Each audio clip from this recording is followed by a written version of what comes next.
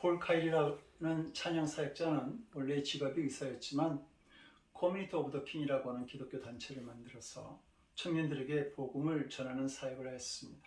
어느 날 청년들과 함께 모였는데 진학과 취업 문제로 청년들의 얼굴이 어두워져 있는 것을 발견하게 됩니다. 그는 그 자리에서 청년들을 위로할 수 있게 해달라고 주님께 간절한 마음으로 기도하게 되죠. 그리고 기타를 잡고 찬양을 부르기 시작하는 순간 성령께서 그에게 임하셨고 그는 새로운 찬양을 부르기 시작합니다. 그리고 그 자리에 모인 청년들의 마음속에서도 어두운 그림자가 사라지고 환한 얼굴로 함께 찬양하는 역사가 일어납니다. 그때 그 자리에서 성령의 능력으로 만들어진 찬양이 바로 찬송가 38장 예수 우리 왕이여입니다. 예수 우리 왕이여 이곳에 오셔서 보좌로 주여 임하사 찬양을 받아 주소서. 주님을 찬양하오니 주님을 경배하오니 왕이신 예수에 오셔서 자정하사 다스리소서. 하나님은 간절한 마음으로 자신을 찾는 찬양 사역자 폴 카일에게 역사하셔서 그 자리에 임재하시고 모인 모든 사람들이 주님을 찬양하면서 위로받을 수 있는 은혜의 시간을 허락해 주신 것입니다. 며칠 전 영국 가디언과 BBC 등 세계 유수의 언론이 세상에서 가장 더러운 사내라고 불리며 하지 아저씨로 통했던 노인이 목욕을 한 뒤에 병을 얻어서 94세에 일기로 사망했다고 보도했습니다. 의사들은 65년 동안 목욕하지 않았던 그가 불결한 생활로 인해서 몸에 질병이 있었을 것이라고 생각하고 이전에 그를 진단하였지만 그는 건강한 상태였습니다. 그리고 의사들이 내린 결론은 그가 지저분한 생활에 면역력을 가졌다고 그렇게 발표했습니다. 그런 그가 갑자기 죽게 된 이유에 대해서 목욕을 하였기 때문이라고 말을 하는 사람들이 있었습니다. 그는 자신의 몸에 물을 대면 죽는다고 믿고 있었는데 이웃들이 압력에 못 이겨서 65년 만에 처음 목욕을 하게 되었고 그 후 바로 병에 걸려서 죽음을 맞이한 것입니다. 그래서 사람들은 몸에 물을 대면 죽는다고 믿었던 그에게 65년 만에 목욕은 심리적인 압박이 되어서 그를 죽였다고 그렇게 말하는 것입니다. 플라시보 효과라고 하는 말이 있습니다. 위약 효과라고도 하는데 질병에 맞는 약이 아닌데 그 사실을 모르고 이 약이 자신의 병을 치료할 수 있다고 믿게 되면 그래서 그 약을 먹으면 병이 치료되는 효과가 나타나는 현상입니다. 반대로 약이 다른 부작용을 만들지 않는데도 불구하고 이 약이 부작용을 유발할 수 있다고 믿고 그 약을 먹으면 실제로 부작용이 일어나는 현상이 있는데 이것을 노시보 효과라고 말합니다. 모든 것이 마음 먹은대로 되는 것은 아니겠지만 마음이 그만큼 중요하다고 하는 것이죠. 사람의 마음이 실제로 뇌와 신체에 영향을 미치기 때문입니다. 그래서 잠언은 더욱 내 마음을 지키라. 생명이 근원이 이에서 난다라고 말하고 있고 마음을 다스리는 자는 성을 빼앗는 장수보다 낫다라고 말하고 있습니다. 그런데 사람의 심리를 연구한 그 결과를 보게 되면 긍정적인 효과를 나타내는 플라시보 효과는 30%의 영향력을 그리고 부정적인 영향을 만들어내는 노시보 효과는 70% 정도의 결과가 나타납니다. 부정적인 마음이 사람에게 더 심각하고 예민하게 반응한다라고 하는 이야기입니다. 미워하고 중화하고 시기하고 분노하고 악을 품고 탐욕을 부리고 저주하고 원수 맺는 것과 같은 나쁜 마음을 갖게 되면 우리는 너무도 쉽게 그 마음에 적응하게 되고 우리의 생활이 그 마음을 그대로 따라가게 된다라고 하는 말이죠. 죄인된 우리의 본성이 살아있기 때문입니다. 갈라디아서 6장 9절은 말합니다. 우리가 선을 행하되 낙심하지 말지니 포기하지 아니하면 때가 이름에 거두리라. 이상하지 않습니까? 선을 행하는 일이 칭찬받을 일임에도 불구하고 우리를 낙심하게 만드는 일이 될 수 있다. 이렇게 성경은 말합니다. 그러면서 공부하기를 선을 행하고자 할 때 포기하지 않는 강한 마음을 가지라고 그렇게 말하고 있습니다. 이것은 신앙생활에서도 마찬가지입니다. 우리가 정말 하나님의 말씀대로 믿고 하나님을 믿고 하나님 말씀대로 산다고 하는 것은 엄청난 사건입니다. 주위 사람들이나 가족들이 이해를 잘 못하죠.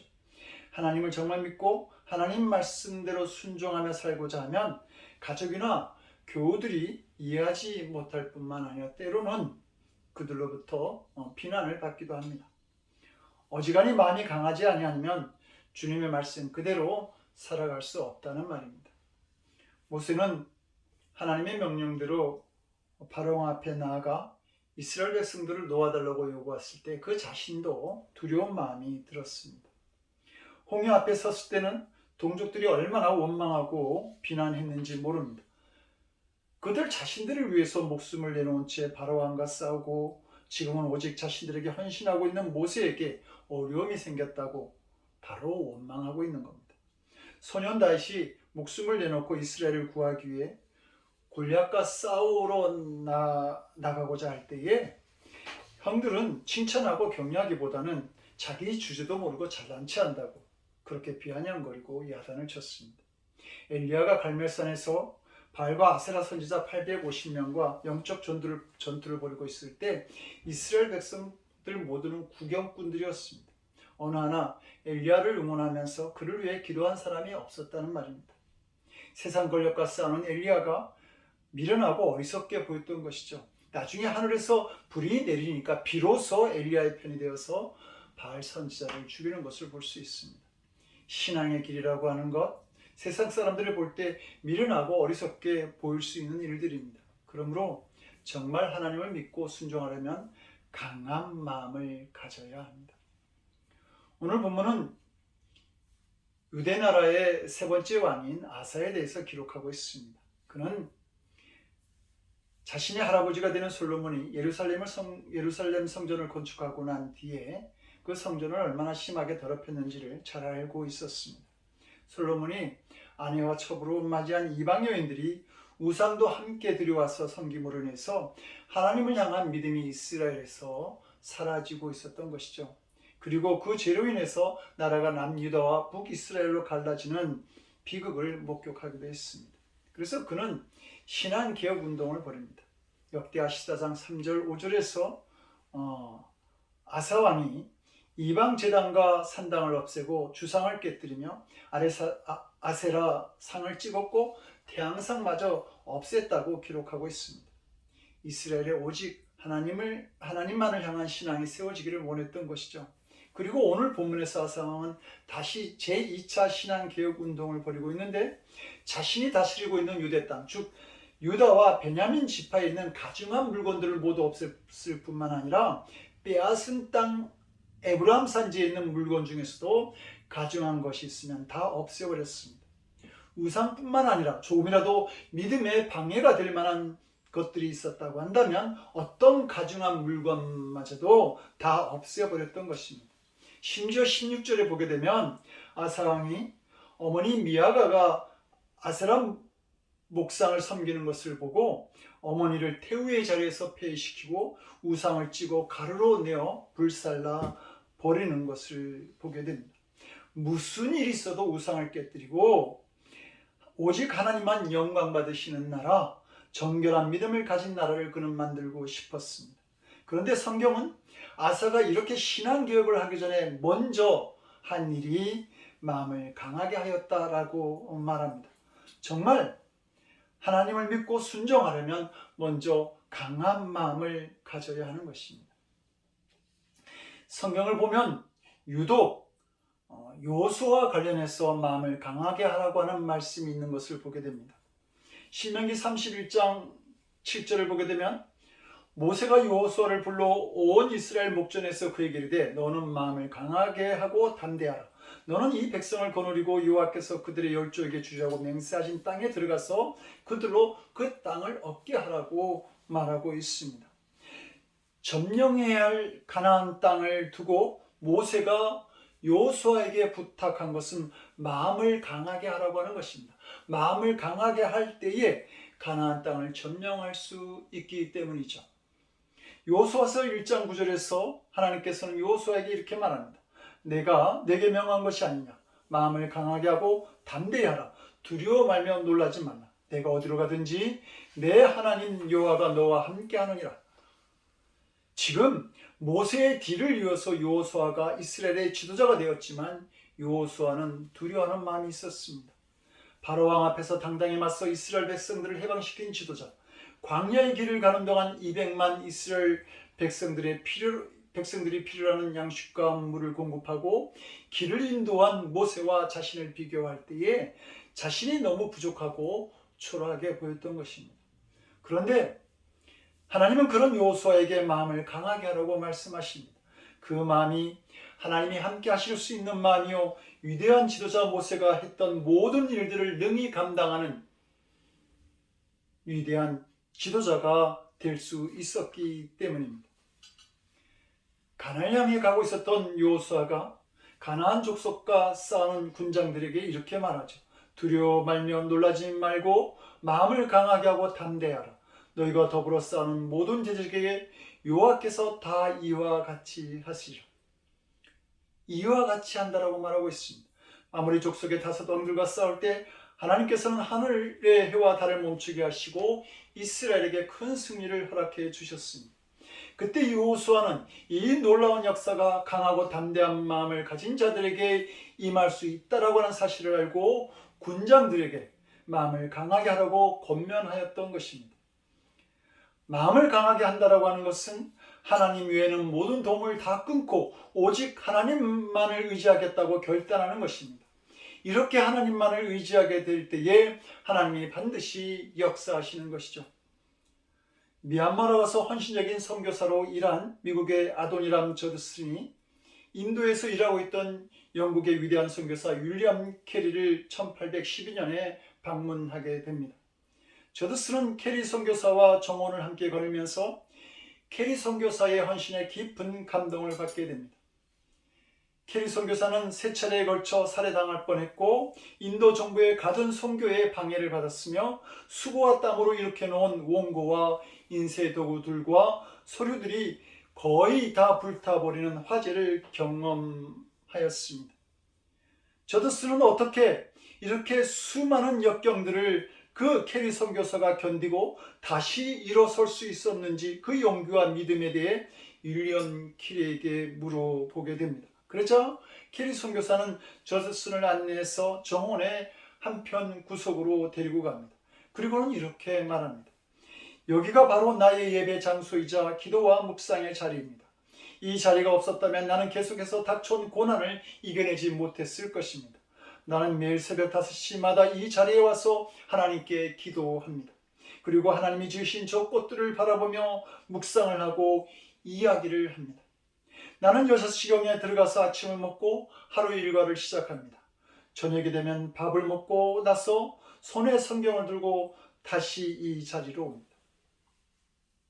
마음을 굳게 하여 하나님께 순종할 때에 반드시 기적은 일어나는 것입니다.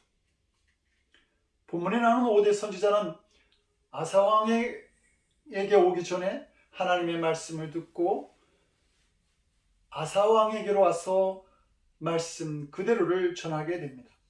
오뎃의 예언을 들은 아사는 이 하나님의 말씀대로 내가 행하리라고 하는 강한 마음을 가지게 됩니다.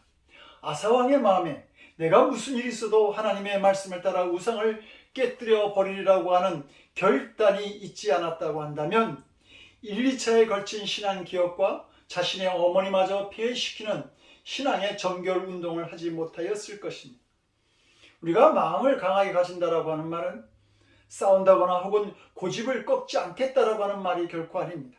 나는 무슨 일이 있어도 하나님의 말씀대로 살겠다라고 하는 굳은 결단이요, 말씀에 순종하겠다라고 하는 각오를 의미하는 것입니다. 그래서 하나님 말씀입니다 하면 어떤 조건, 어떤 처지에서도 아멘 할 수 있는 사람이 마음을 강하게 가진 사람입니다. 성도 여러분, 우리는 온유하고 겸손하고 사랑도 많이 있어야겠지만 마음이 약한 사람이 되어서는 안 됩니다. 그러면 하나님의 은혜와 축복을 누릴 수 없습니다. 외유내강이라고 하는 말처럼 부드러운 언행 속에는 깊고 강한 마음도 담겨져 있어야 합니다. 그 강한 마음이 우리에게 주어진 사명을 감당하게 만드는 것입니다. 마음을 강하게 할 때 도무지 용서하지 못할 사람도 용서할 수 있게 되는 것이죠. 요셉은 10명의 형들로부터 왕따를 당하다가 결국 형들에 의해서 인신매매를 당하게 됩니다. 애굽의 노예로 팔려가게 된 것이죠. 그리고 중년 부인의 음욕으로 말미암아 감옥에 갇히는 제수의 몸이 됩니다. 요셉은 이 모든 상처의 원인이 형들에게 있다고 원망할 수 있었습니다. 그런데 요셉이 나중에 애굽의 국무총리라고 하는 큰 권력을 가진 자리에서 형들을 만났을 때 두려움에 떠는 형들에게 이렇게 말합니다. 당신들이 나를 이곳에 팔았다고 근심하지 마소서, 한탄하지 마소서. 하나님이 생명을 구하시려고 나를 당신들보다 먼저 보내셨나이다. 그런 자신의 감정과 생각을 앞서기보다는 먼저 하나님의 뜻에 자신의 감정과 생각을 내려놓고 그 뜻에 순종하는 마음으로 그들을 용서하였던 것입니다. 세상 오락을 끊는 것도 마음을 강하게 한 사람만이 할 수 있는 일입니다. 안소니 드멜로가 쓴 일본 지혜라고 하는 작은 책에 나오는 이야기입니다. 한 도박사가 오랫동안 영성수련을 쌓은 노 수도사를 찾아가서 자기의 사정을 이야기합니다. 어제 카드놀이를 하는데 속임수를 쓰다가 그것이 발각되어서 상대방이 저를 무참하게 때리고 창밖으로 내던졌습니다. 그래서 무릎이 부러지고 깨지고 이렇게 부상을 입었습니다. 저는 어떻게 하면 좋겠습니까? 그러자 이 노 수도사는 이 사람의 얼굴을 가만히 쳐다보다가 내가 만일 자녀라고 한다면 이제부터 1층에서만 카드놀이를 하겠네 라고 대답합니다. 이 말을 듣고 도박사는 어리둥절하죠. 분명하게 다시는 도박하지 마라. 그럴 것 같았는데 어떻게 이렇게 말씀하실까 궁금하게 된 겁니다. 제자들도 이 말을 듣고 당황합니다. 그래서 선생님, 다시는 그런 일을 하지 마라 라고 말씀하셔야지 어째서 앞으로는 1층에서만 하라고 말씀하십니까? 그러자 이 노수도사가 말하죠. 그 사람은 도박을 끊지 못할 사람이다. 그러니 또다시 2층에서 내던져지면 되겠냐? 그래서 1층에서만 하라고 했느니라. 오랫동안 내려둔 습관에서 손을 끊는다고 하는 것, 그것은 참 어려운 일인 것입니다. 사명의 길을 가는 것도 헌신하는 것도 마음을 강하게 하였기에 가능한 일인 것입니다. 페르시아의 아수로의 왕 때에 에스더는 왕의 허락도 없이 왕 앞으로 나아가죠. 위기에 처한 이스라엘 백성들을 구하기 위함이었습니다. 그러나 당시에는 왕비일지라도 왕의 허락 없이 그 앞에 나섰다가는 왕비조차 폐위되거나 죽을 수도 있는 위험이 있었습니다. 그런데 에스더는 죽으면 죽으리라고 하는 마음으로 왕 앞에 나아간 것이죠. 마음을 강하게 한다라고 하는 말씀은 죽으라는 말씀과 모순되어진 것처럼 보입니다. 그러나 사실 같은 말입니다. 죽으라는 말씀을 잘못 이해하게 되면 아무것도 하지 않는 것인 줄로 착각하게 됩니다. 그게 아닙니다. 죽는다는 것은 예수님께 완전히 순종하기로 굳게 결단하는 것, 그것을 말합니다. 이 일은 마음을 강하게 한 사람만이 할 수 있는 일입니다. 그래서 우리가 신앙생활을 하겠다고 결단할 때에 제일 먼저 하는 의식이 세례를 받는 일입니다. 세례의 의미는 죽는다는 뜻을 가지고 있습니다. 그래서 원래 세례의 모습은 자신의 몸을 물속에 완전히 잠기게 하는 것입니다. 죽음을 의미하는 것이죠. 세상에 대하여 죽고 그리스도로 살아나는 신앙의 삶을 살겠다고 결단하는 일인 것입니다. 하나님은 이런 희생과 헌신에 역사하시는 것입니다. 그래서 하나님은 죽음조차 각오한 에스더의 마음에 역사하셔서 이스라엘 백성들을 살려주시고 오히려 이스라엘 백성들을 죽이고자 했던 하만이 죽는 역사를 보여주십니다. 아사왕은 우상을 없애는 것으로 신앙개혁을 끝내지 않습니다. 8절에 보면 여호와의 제단을 재건했다라고 말하고 있습니다. 하나님께 드리는 제사가 회복되어진 것이죠. 제사 받는 길이 열렸고 기도문이 열렸고 하나님과의 만남이 가능해진 것입니다. 오늘날 우리가 제단을 재건하는 일은 예수님의 십자가를 붙드는 일입니다. 십자가는 죄로 인하여 무너진 우리의 마음을 주님의 용서하심으로 말미암아 다시 세우게 합니다. 십자가는 하나님의 사랑을 경험하게 합니다. 이렇게 하나님의 사랑을 알게 되면 마음이 강하여지고 하나님의 뜻대로 살 힘이 생겨나게 되는 것이죠. 십자가는 성령님의 역사를 체험하게 만드는 길이 됩니다. 그리고 성령의 충만함을 받으면 고생도 시련도 순교도 두렵지 않게 되는 것이죠. 하나님과의 관계가 회복되어지면서 은혜를 회복한 이 아사 왕은 하나님께 자신의 모든 것을 드린 후 교회를 세워 나갑니다. 아사 왕의 계획은 단순히 개인적으로 우상을 제거하는 것으로 끝나지 않았습니다. 그런 모든 백성들을 하나님 앞에 함께 세워서 맹세하도록 한 것이죠. 그래서 10절에서 14절까지의 말씀을 따라가다 보면 무리들이 예루살렘에 모여서 여호와께 제사를 드리며 하나님만을 찾기로 약속하고 찬양하며 기뻐하는 모습을 보게 됩니다. 성도 여러분, 신앙생활이라고 하는 것은 무리들이, 성도들이 함께 하는 것을 말합니다. 제가 섬기고 있는 선교회에서는 가끔 고민을 상담하게 되는데 그 상담 중에 하나가 교회를 떠나는 성도들에 관한 이야기들입니다. 그 상황을 이야기하면서 이 행동이 옳은 것이냐고 묻습니다. 그런데 성도 여러분, 교회를 떠나겠다고 결단하기까지 그분은 얼마나 힘들어했을까요? 함께 신앙생활에 온 성도들을 떠난다고 했을 때 눈물 나는 이야기가 되는 것입니다. 그러므로 내적으로 충만한 교회, 믿음과 성령과 사랑과 은혜가 충만한 교회를 세워 나갈 수 있어야 합니다. 믿음의 사람들과 관계를 맺는 교회, 무리들이 함께, 성도들이 함께 기뻐하는 교회를 세워 나갈 수 있어야 한다는 말입니다. 15절은 이렇게 말합니다. 온 유다가 이 맹세를 기뻐한지라. 우리가 마음을 다하여 맹세하고 뜻을 다하여 여호와를 찾았으므로 여호와께서 그들을 만나 주시고 그들의 사방에 평안을 주셨더라. 모든 무리가 함께 하나님을 찾았을 때에 북이스라엘에서 많은 사람들이 남유다로 돌아옵니다. 전쟁도 하지 않았는데 그저 제발로 걸어와서 많은 백성들이 남유다에 생겨나게 된 것이죠. 구 하나님께서는 사방에 평안을 주셨고 전쟁이 없도록 하셨습니다. 믿음의 원리대로 바로 설 때에 하나님의 축복의 역사가 나타난 것입니다. 역대하 6장 9절은 이렇게 말을 하죠. 여호와의 눈은 온 땅을 두루 감찰하사 전심으로 자기에게 향하는 자를 위하여 능력을 베푸시나니. 우리에게 중요한 것은 지금 우리가 어디에 있느냐가 아니라 지금 우리가 어디를 바라보느냐 하는 것입니다. 하나님은 온 마음을 다하여 자신을 찾는 자들을 만나 주시고 은혜를 베푸시는 분입니다. 성도 여러분, 세상의 인심이 흉흉합니다. 유럽에서는 핵전쟁의 소리가 들리고 지구는 오염된 환경으로 몸살을 앓고 있으며 아직 끝나지 않은 질병의 위험도 남아 있습니다. 더 힘든 것은 세상에 믿는 사람들에게 결코 호의적이지 않는 상황으로 가고 있다는 것입니다. 이런 세상을 살아가면서 더욱 힘써 하나님만을 바라보는 강한 마음을 가질 수 있어야 합니다. 마음에 있는 우상들을 없애고 말씀 앞에 흔들리지 않는 믿음을 나타낼 수 있어야 합니다. 그러면 주님은 반드시 그런 마음을 가진 그 사람의 삶과 그의 마음을 축복하십니다. 기도하시겠습니다. 사랑과 은혜가 풍성하신 하나님, 우리는 연약하지만 예수 그리스도의 십자가의 은혜로 질그릇과 같은 같이 연약한 우리들을 강하게 하여 주시니 감사를 드립니다. 세상의 인심은 흉흉하지만 우리의 마음은 언제나 주님을 바라보게 주여 도와주시옵소서.